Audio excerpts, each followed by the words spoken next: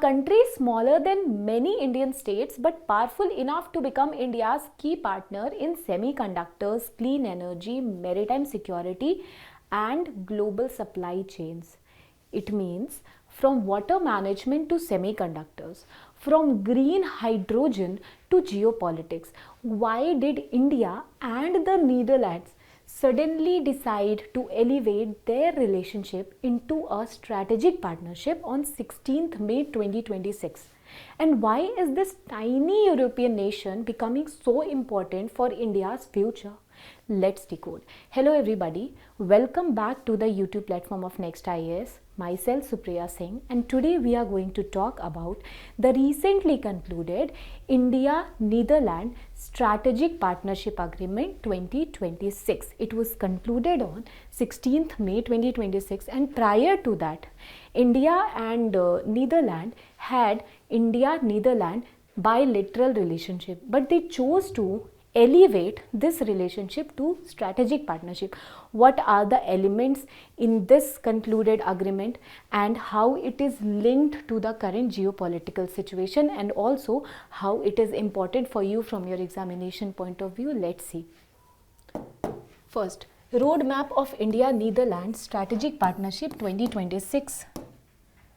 Now, see, अभी अगर आप देखोगे तो लिखा है prime minister of India and prime minister of Netherland during their meeting at Hague which is the capital of Netherland on 16th May 2026 agreed to elevate their bilateral relationship to strategic partnership by following focused time bound initiative. So what are the initiative?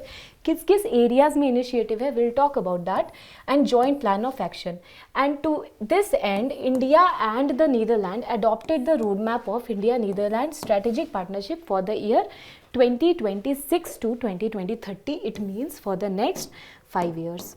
Now, let's talk about it.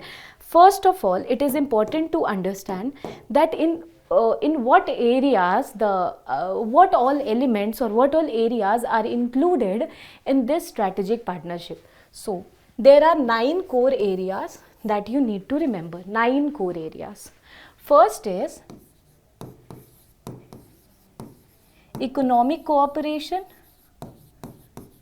Second is defense cooperation. Third is security cooperation. Fourth is mobility and migration.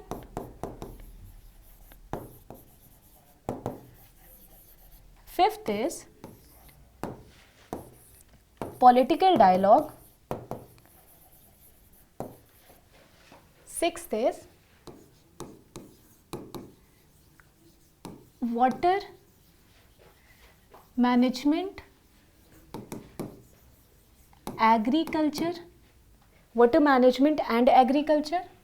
Seventh is energy transition and sustainability.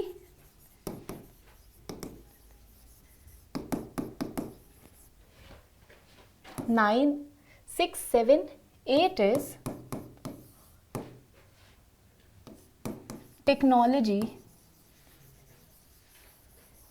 and innovation. So there are core 8 areas. हम ये बात कर सकते हैं main जो core 8 areas है वो यही है.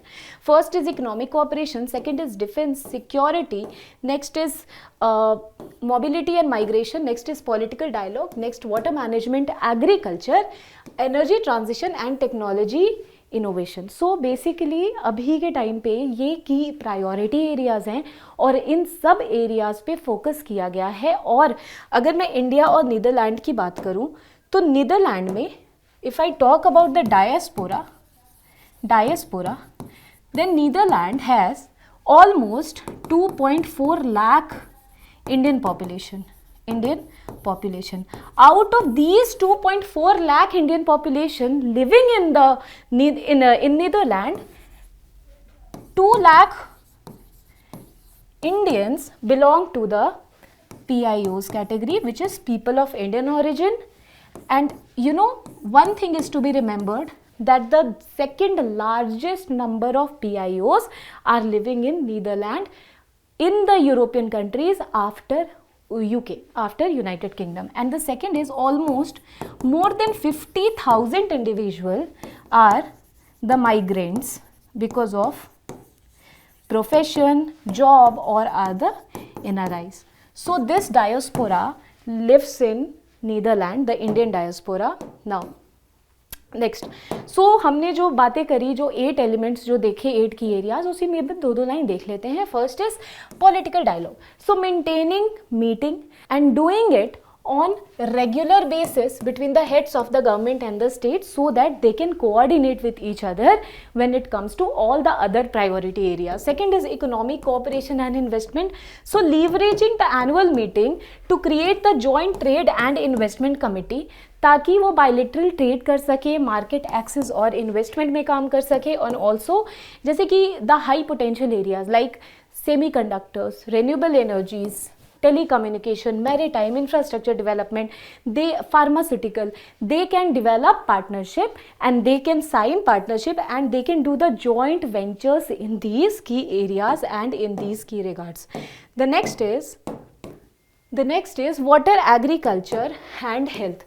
So one thing is to be understood here, that Netherlands is one of the most important countries when we talk about water management, when we talk about clean water technology and urban water management. Even जो India की जो plan है Namami Gange, national mission for clean Ganga, उसमें भी हमने जो है partnership करी है नीदरलैंड से, मतलब डचेस से. Duchies are actually looking after everything and they are planning with us and coordinating with us to implement this project successfully.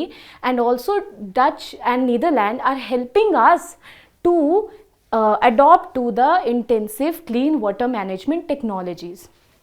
So basically, expressing the shared ambition to renew the strategic partnership on water, it was signed in the year 2022 and strategic partnership on water is ending in the year 2027. So renewing it and enhancing the collaboration regarding the integrated water management and integrated coastal zone management and creating the center of excellence and leveraging the center of excellence on water with the National Mission for Clean Ganga. As I told you right now, supporting the creation of the urban water management and river management plans. So continuing in these areas and agricultural working group to strengthen the bilateral cooperation when it comes to agriculture and animal husbandry.